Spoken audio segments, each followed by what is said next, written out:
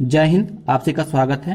तो जैसा कि मैंने आपको बताया था कि आपके रिजल्ट को होल्ड करने की पूरी तैयारी की जा चुकी है और ये जो स्क्रीन पर आप नोटिस देख पा रहे होंगे ये बीएड कैंडिडेट्स के एडवोकेट की ओर से जारी किया गया है। ये कोई लीगल नोटिस नहीं है, एक इन्फॉर्मेशन है जिसके माध्यम से ये एक एप्लीकेशन लिखा गया है जिसके माध्यम से केवीएस से पीआरटी के रिजल्ट को होल्ड करने की बात कही गई है। क्योंकि जो बीएड कैंडिडेट के जो एडवोकेट हैं उनका कहना है कि जो आपका मामला चल रहा है आपका देवेश शर्मा वाला, ठीक है, उसके आधार पर आपके रिजल्ट को होल्ड कर दिया जाए। पहले नोटिस पढ़ लेते हैं उसके बाद बताते हैं। तो यहाँ पर आप देख पा रहे होंगे सबसे पहले लिखा है टू हुम एवर इट में कंसर्न, यानी किसी को नहीं लिखा गया, बस इतना लिखा गया। This is certified that I have filed a review petition in the honourable supreme court of India. यानी इनका कहना है कि 11 अगस्त 2023 का जो फैसला आया था उसके बिहाफ पर, यानी देवेश शर्मा का जो केस चल रहा था उसके बिहाफ पर रिव्यू पिटीशन डाला गया है, जिसके माध्यम से इनका कहना है कि जब तक रिव्यू की सुनवाई नहीं हो जाती है तब तक आपके पीआरटी के रिजल्ट को होल्ड पे रखा जाए।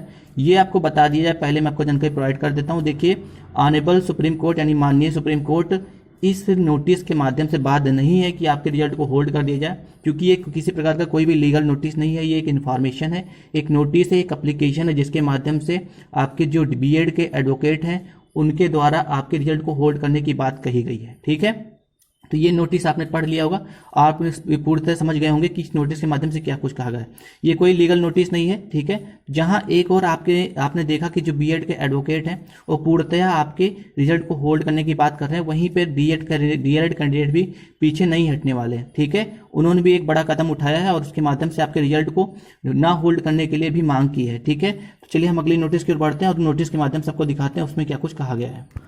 और ये जो बीएड के एडवोकेट हैं इनका कहना है कि जब तक रिव्यू पिटीशन चल रहा है तब तक आपके रिजल्ट को होल्ड पे रखा जाए और किसी प्रकार की अन्य कोई भी रिजल्ट को डिक्लेयर ना किया जाए। आप ये जो देख पा रहे हैं नोटिस, ये 22 सितंबर को हुआ है, ठीक है, यानी 22 सितंबर को होने वाला है, जो कि डीएलएड कैंडिडेट की ओर से कदम उठाया गया है और इनके माध्यम से ये जो आपके रिजल्ट को होल्ड करने की बात की गई है इसके संबंध में है और इस प्रकरण को पूर्णतया कह सकते हो कि निस्तारित करने की बात कही जा रही है। जो भी डीएलएड के कैंडिडेट्स हैं उनका कहना है कि सर प्लीज रिजल्ट को होल्ड न किया जाए, क्योंकि जो माननीय सुप्रीम कोर्ट है उन्होंने 11 अगस्त का जो फैसला दिया था उसको एनसीटी ने भी मान कर लिया है और केवीएस ने भी अपनी साइड पे उसको अपडेट कर दिया है। क्योंकि आप देख पा रहे हो टू द कमिश्नर करके लिखा हुआ है, सब्जेक्ट देख पा रहे हैं regarding the primary teacher result of advertisement, ये डीएलएड कैंडिडेट्स की ओर से। तो आप समझ पा रहे हैं कि बीएड और डीएलएड कैंडिडेट्स के ऊपर में एक तरीके से कह सकते हो कि बड़ी तनातनी हो चुकी है, ठीक है।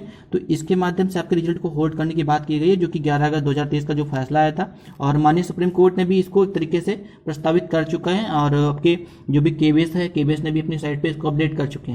क्योंकि एनसीटी जो है आपकी वो भी इस बात के लिए तैयार हो चुकी है और आपने देखा भी है कि पूर्णतः एनसीटी भी मान चुकी है कि बीएड कैंडिडेट्स अभी फिलहाल के लिए पीआरटी के लिए एलिजिबल नहीं है और एनसीटी ने भी इस बात को मान लिया है, ठीक है। फिर भी जो बीएड के कैंडिडेट्स हैं पीछे हटने को तैयार नहीं है और वो पूर्णतः प्रयास कर रहे हैं कि किसी भी तरीके से आपके पीआरटी में शामिल हो जा चुके, चाहे वो लीगल तरीका हो या इलीगल तरीका हो। फिलहाल के लिए इनके जो एडवोकेट हैं बीएड कैंडिडेट्स के, उन्होंने एक लीगल नोटिस जारी करी है, ठीक है, सॉरी लीगल नोटिस नहीं है, एक एप्लीकेशन कह सकते हो उसको, जिसके माध्यम से वो रिजल्ट को होल्ड करने को लेकर के मांग कर रहे हैं, ठीक है।